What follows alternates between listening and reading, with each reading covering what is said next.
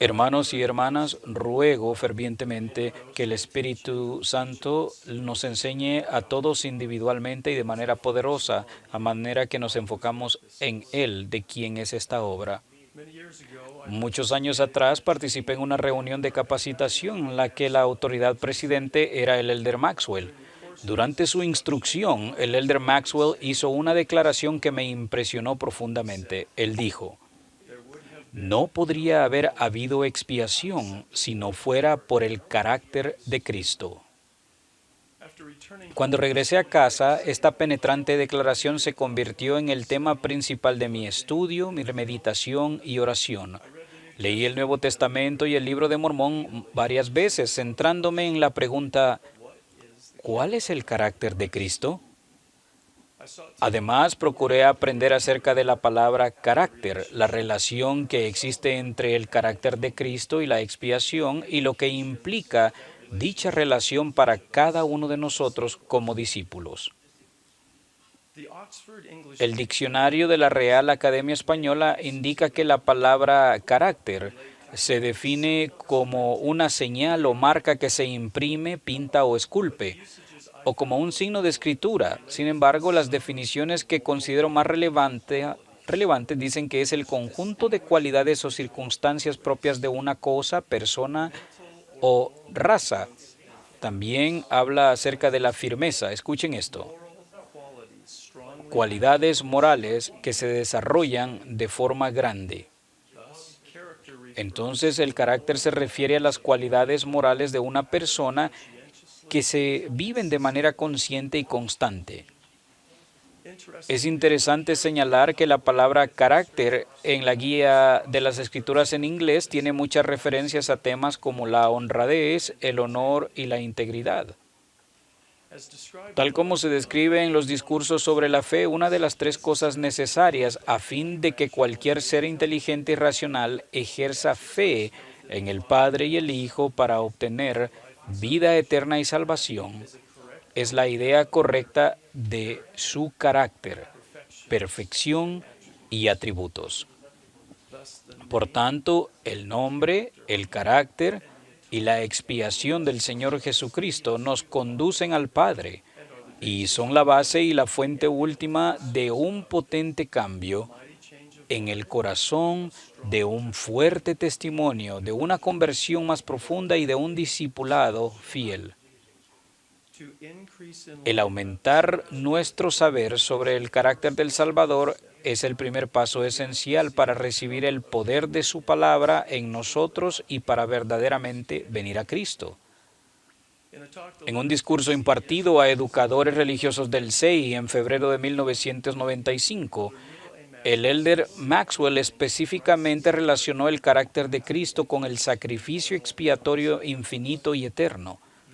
Este inspirado mensaje en general y el siguiente extracto en particular proporcionan la base doctrinal de su enseñanza en la reunión de capacitación a la que me referí al comienzo de mi mensaje. El carácter del Señor proporcionó necesariamente el cimiento para su extraordinaria expiación. Sin el carácter sublime de Jesús, no podría haber habido ninguna expiación sublime. Su carácter es tal que sufrió tentaciones de todas clases. Sin embargo, no hizo caso de ellas. Alguien dijo que solo aquellos que resisten las tentaciones entienden realmente el poder de estas. Como Jesús las resistió perfectamente, Él entendió perfectamente las tentaciones. Y como consecuencia, Él puede ayudarnos. El hecho de que despreciara las tentaciones y que no hiciera caso de ellas revela su maravilloso carácter, el cual debemos emular. Uno de los mayores indicadores del carácter recto es la capacidad de distinguir y reaccionar adecuadamente ante otras personas que experimentan el mismo reto o la misma adversidad que nos abruma a nosotros del modo más inmediato e impetuoso. El carácter se pone de manifiesto, por ejemplo, en la facultad de discernir el sufrimiento de los demás mientras nosotros mismos sufrimos. en la capacidad de detectar el hambre de otras personas mientras nosotros tenemos hambre, y en la facultad de tender la mano y mostrar compasión ante la agonía espiritual de otros cuando nosotros estamos en medio de nuestras propias aflicciones espirituales. Por tanto, el carácter se demuestra mirando a los demás, volviéndose hacia ellos y tendiéndoles la mano cuando la respuesta instintiva del hombre natural en cada uno de nosotros es centrarse en uno mismo y ser egoísta y ensimismado. El Salvador del mundo es la fuente, el modelo y la vara de medir definitivamente del carácter moral y el ejemplo perfecto de caridad y constancia. Hermanos y hermanas, y el Nuevo Testamento está repleto de ejemplos extraordinariamente mostrados del carácter del Salvador. Después de su bautismo por Juan el Bautista y como preparación para su ministerio público, el Salvador ayunó 40 días.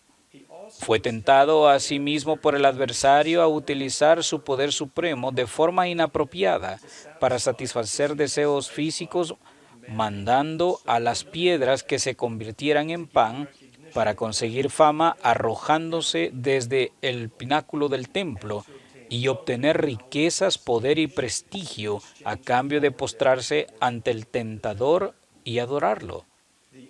El desafío más general y fundamental que recibió el Salvador en cada una de estas tres tentaciones se puede resumir en la insolente afirmación: sí, eres el Hijo de Dios. El objetivo de Satanás, en esencia, era tentar a Jesús a centrarse en sí mismo, a usar inapropiadamente sus poderes dados por Dios y por tanto traicionar su condición como hijo de Dios y su identidad divina. Satanás repetidamente intentó atacar la comprensión del Salvador sobre quién era Él y su relación con su Padre, en un esfuerzo por seducir al Hijo de Dios para que se convirtiera en un hombre natural como ustedes y como yo. Piensen en esa ironía. El Hijo unigénito, el Hijo divino del Padre. Y la tentación fue el poder seducirlo a Él para ser un hijo y un hombre natural. Pero Él salió victorioso superando esta estrategia de Satanás. Ahora creo que el Salvador estaba agotado físicamente después de 40 días y algo exhausto espiritualmente tras su enfrentamiento con el adversario. Con esta información en mente, por favor, tengan en cuenta este versículo del Nuevo Testamento. El diablo entonces le dejó, y he aquí los ángeles vinieron y le servían. Este pasaje indica claramente que vinieron ángeles y ministraron al Salvador después de que el diablo se hubo ido. Sin duda, Jesús se habría beneficiado y habría sido bendecido por una ministración angélica de esa índole en un momento de necesidad física y espiritual. Sin embargo, la traducción de José Smith de Mateo 4:11 nos ofrece una perspectiva extraordinaria del carácter de Cristo. Noten en la diferencia en el versículo 11 entre la versión de la Reina Valera de la Biblia y la de traducción de José Smith. El diablo entonces le dejó. Ahora pues, supo Jesús que Juan estaba preso y envió ángeles, o sea Jesús, y aquí vinieron y le ministraban a él, o sea Juan.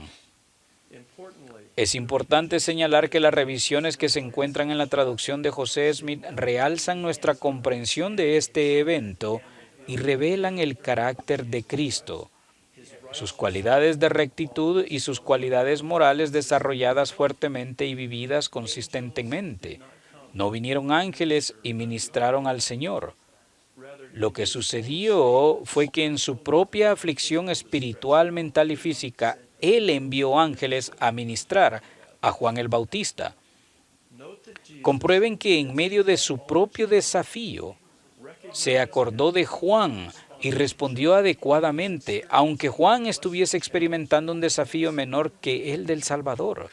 Como consecuencia, el carácter de Cristo se manifestó al extender su mano y ministrar al que estaba sufriendo, aunque él mismo estuviera experimentando angustia y tormento.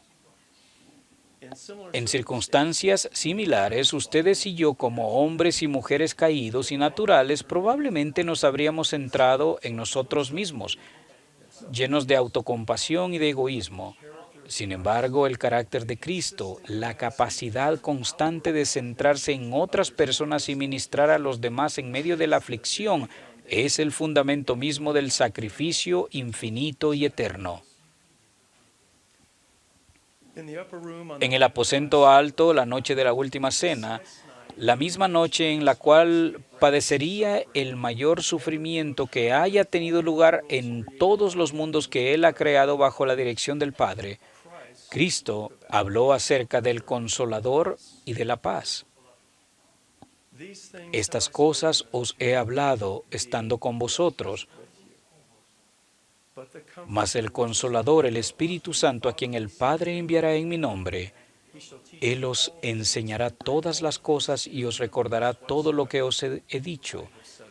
Sin embargo, la paz os dejo, mi paz os doy. Yo no os la doy como el mundo la da. No se turbe vuestro corazón, ni tenga miedo. El carácter fundamental de Cristo es revelado de nuevo de forma magnífica en este tierno acontecimiento. Mientras comprendía que él mismo estaba por experimentar de manera intensa y personal la ausencia tanto de consuelo como de paz, y en un momento en que su corazón quizás se hallaba atribulado, el Maestro tendió la mano y ofreció a los demás las mismas bendiciones que lo habrían fortalecido a él. Oró por el consuelo y por la paz para los demás, no para sí mismo. En la gran oración intercesora que se ofreció inmediatamente antes de que Jesús fuera con sus discípulos al otro lado del arroyo Cedrón hasta el jardín de Getsemaní, el Maestro oró por sus discípulos y por todos los que han de creer en mí por la palabra de ellos,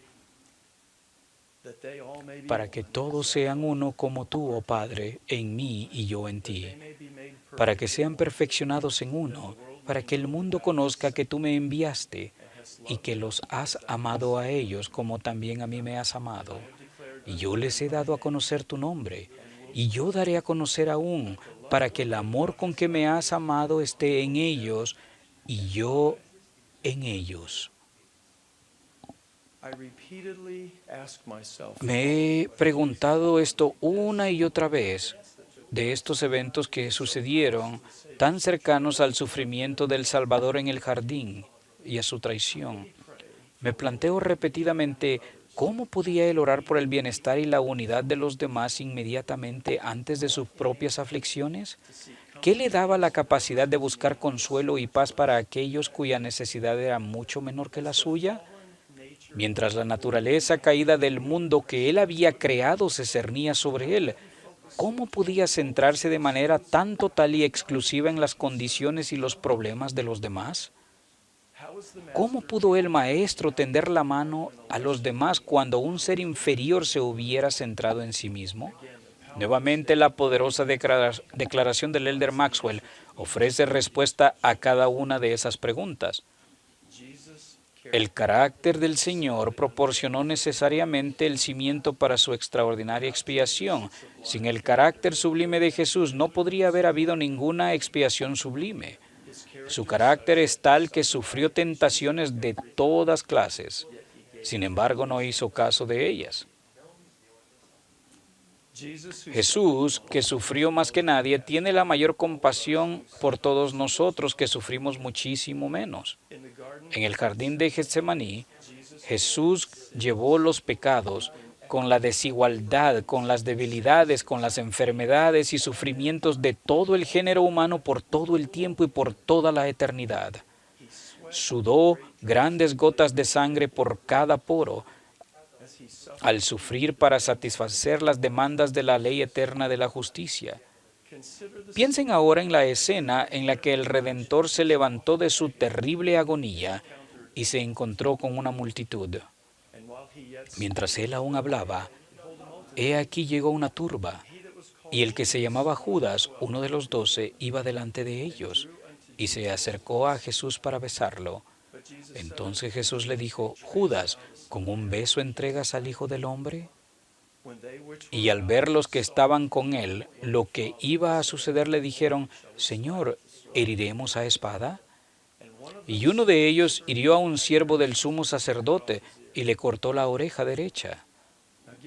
Dada la magnitud e intensidad de la agonía de Jesús en el jardín, su pesar porque sus apóstoles principales fueran incapaces de velar con él 1 hora, y su tristeza por ser traicionados por uno de sus apóstoles, quizás sería comprensible que él no se hubiera dado cuenta de la oreja cortada del guardia y que no lo hubiese curado. Pero el carácter del Salvador activó una compasión que era perfecta.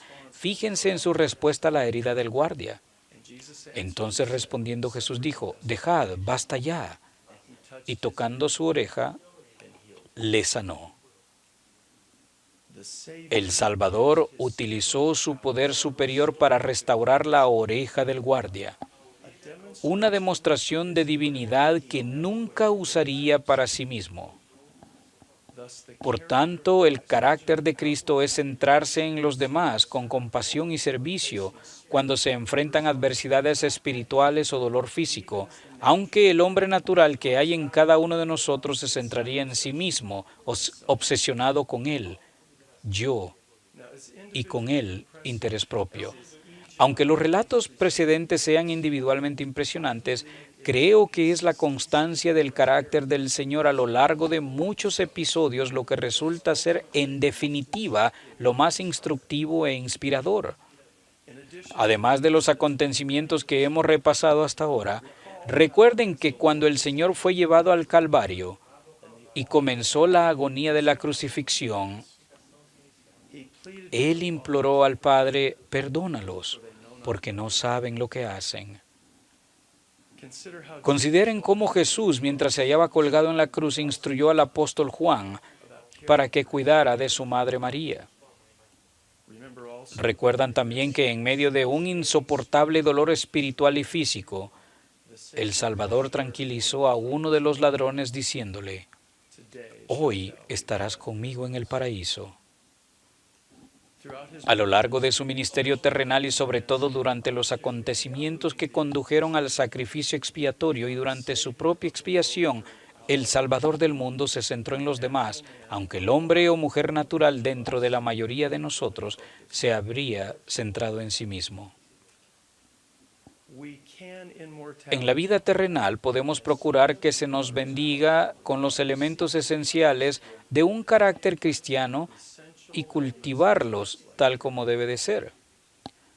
Ciertamente es posible que nosotros como seres mortales nos esforcemos con rectitud a fin de recibir los dones espirituales relacionados con la capacidad de tender la mano a los demás y reaccionar adecuadamente ante otras personas que experimentan el mismo reto o la misma adversidad que nos abruma a nosotros del modo más inmediato e impetuoso. No podemos lograr tal capacidad mediante la fuerza de voluntad ni la determinación personal. Más bien necesitamos y dependemos de los méritos y misericordia y gracia del Santo Mesías. Pero línea por línea, precepto por precepto, y con el transcurso del tiempo, podremos tender la mano a los demás cada vez más, aunque la tendencia natural sea que nos centremos en nosotros mismos. Una mañana de verano temprano, cuando servía como presidente de estaca, recibí una llamada telefónica de una querida hermana y amiga que me informaba de un trágico accidente de automóvil que acababa de ocurrir en una zona alejada en el que se vieron involucradas 3 chicas adolescentes de nuestra estaca. Nuestra amiga indicó que una de las mujeres jóvenes había fallecido en el lugar del accidente y que las otras 2 estaban gravemente heridas y estaban en camino a un centro médico regional. Luego me comunicó que todavía no se conocía la identidad de la joven fallecida. Se notaba urgencia en su voz, pero no se percibía ni pánico ni alarmismo excesivo. Luego me preguntó si yo podría ir al hospital, encontrarme con la ambulancia cuando llegara y ayudar a identificar a las 2 jóvenes. Le respondí que saldría inmediatamente.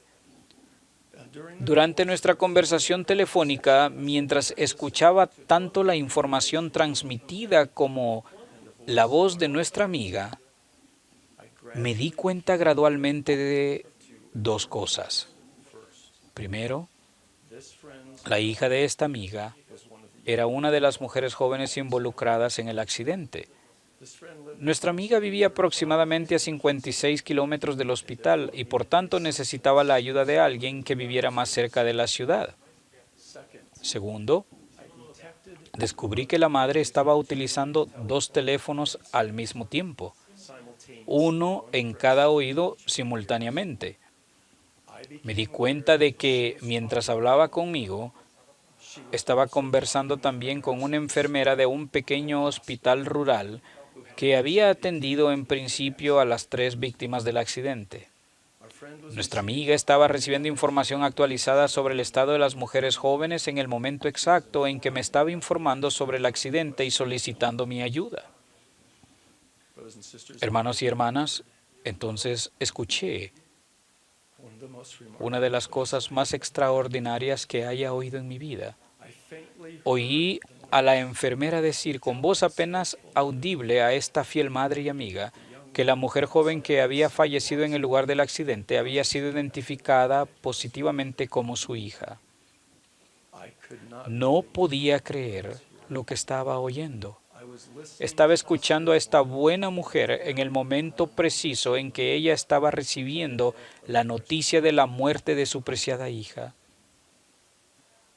Sin dudarlo, y con voz calmada y reflexiva, nuestra amiga dijo a continuación: Presidente Bednar, tenemos que contactar a las otras dos madres. Debemos hacerles saber tanto como podamos sobre el estado de sus hijas y que pronto las ingresarán en el hospital. El carácter de Cristo de esta mujer fiel se manifestó al centrarse en los demás de forma inmediata y casi instintiva a fin de atender las necesidades de otras madres que sufrían. No hubo autocompasión, no hubo ensimismamiento, no hubo actitud de centrarse en ella misma. Fueron un momento y una lección que no he olvidado nunca. En el instante mismo del dolor más profundo, esta querida amiga se centró en los demás cuando posiblemente yo me habría centrado en mí mismo. Conduje hasta el hospital preocupado en mi corazón por el bienestar de las otras dos hermosas mujeres jóvenes involucradas en el accidente. Poco sabía entonces que las lecciones que aprendería sobre el carácter de Cristo, lecciones enseñadas por discípulas aparentemente comunes, acababan de comenzar. Llegué al hospital y me dirigí a urgencias. Tras explicar adecuadamente quién era yo y mi relación con las víctimas, me invitaron a pasar a la unidad de cuidado intensivo para identificar a las dos jóvenes heridas. Era obvio que las heridas de las dos eran graves y que su vida corría peligro. Además, los hermosos rostros y facciones de estas mujeres jóvenes estaban gravemente desfigurados. En relativamente poco tiempo, estas dos mujeres jóvenes también fallecieron.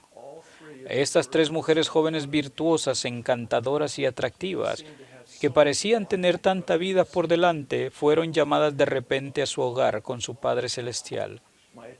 Mi atención y la de las familias se centraron en los arreglos y logística de los funerales. Un día más tarde, cuando estaba planificando el programa y los detalles de los 3 funerales, recibí una llamada de teléfono de la presidencia de la Sociedad de Socorro de un barrio. Esta fiel mujer era una madre soltera que estaba criando a su única hija, y esa hija era una de las víctimas del accidente. Ella y yo habíamos hablado varias veces sobre sus deseos en cuanto al programa del funeral. Yo tenía una estrecha relación con esta mujer y su hija debido a que había sido su obispo y su presidente de estaca. Después de revisar y ultimar varios detalles del funeral de su hija, esta buena hermana me dijo: Presidente, estoy segura de que fue muy difícil para usted ver a mi hija en la sala de emergencias el otro día. Tenía heridas graves y el rostro desfigurado. Como usted sabe, no vamos a tener el ataúd abierto en el velorio. Acabo de regresar de la funeraria. Han hecho que mi hija vuelva a estar encantadora de nuevo. Me pregunto, ¿por qué no nos encontramos en el mortuario a alguna hora y así usted podrá verla por última vez antes de que la entierren? De ese modo, el último recuerdo que tendrá de mi hija no será la imagen que vio en la sala de emergencias. Escuché y me maravillé por la compasión y la consideración que esta hermana tuvo por mí. Su única hija acababa de morir trágicamente, pero estaba preocupada por los recuerdos perturbadores que pudiera tener después de mi experiencia en la sala de emergencias. No percibí en esta buena mujer ni autocompasión, ni que se centrara en sí misma. Dolor con toda certeza, tristeza absolutamente. Sin embargo, ella se volvió hacia los demás cuando muchos de nosotros, o la gran mayoría, nos habríamos centrado en nosotros mismos y en nuestro dolor y aflicción. El día del funeral de su hija, esta presidenta de la Sociedad de Socorro recibió una llamada de teléfono de una hermana de su barrio muy enfadada, que obviamente no sabía nada sobre el fallecimiento de estas tres mujeres jóvenes. La hermana que se quejaba no se sentía bien y de forma mordaz reprendió a la presidenta de la Sociedad de Socorro por no ser lo suficientemente considerada o compasiva como para hacer arreglos para que le llevaran comidas a su casa. Por la hora y las circunstancias, delegar esta tarea era complicado. Así que unas horas antes del funeral de su única hija, esta mujer y discípula extraordinaria preparó y llevó personalmente una comida a la hermana gruñona. Es apropiado y correcto que hablemos con reverencia y admiración de los hombres jóvenes que sacrificaron sus vidas para rescatar a los pioneros varados con los carros de mano, y de otros hombres y mujeres poderosas que una y otra vez lo dieron todo para establecer la iglesia en los primeros días de la restauración. En este día y por toda mi vida, yo tengo la misma referencia para estas dos madres, mujeres de fe, conversión y carácter que me enseñaron tanto y que instintivamente se centraron en los demás cuando la mayoría de nosotros nos habríamos centrado en nosotros mismos. Oh, cómo valoro su ejemplo discreto y poderoso. Los ejemplos excepcionales de estas dos mujeres fieles, que con el transcurso del tiempo fueron bendecidas con los dones espirituales y la capacidad que constituyen una parte del carácter de Cristo, pueden hacer que algunos de nosotros lleguemos a la conclusión de que no hemos progresado mucho en el sendero estrecho y angosto para actuar como ellas lo hicieron en respuesta a una tragedia y angustia de tal magnitud. No obstante, hermanos y hermanas, si hacemos todo lo posible por seguir adelante con firmeza en Cristo, teniendo un fulgor perfecto de esperanza y amor por Dios y por todos los hombres, seremos bendecidos para poder hacer mucho más y convertirnos en personas mucho mejores de lo que quizás seamos capaces de reconocer. El modelo del Señor para el desarrollo espiritual es de línea por línea, precepto por precepto, un poco aquí, un poco allí, un progreso gradual, constante y creciente con el tiempo. Francamente, no creo que estas dos extraordinarias hermanas pensaran antes de ese terrible accidente que reaccionarían o podrían reaccionar como lo hicieron. Aquello en lo que esas mujeres se habían convertido y se estaban convirtiendo por medio de la gracia de Cristo se reveló en un momento de profunda adversidad.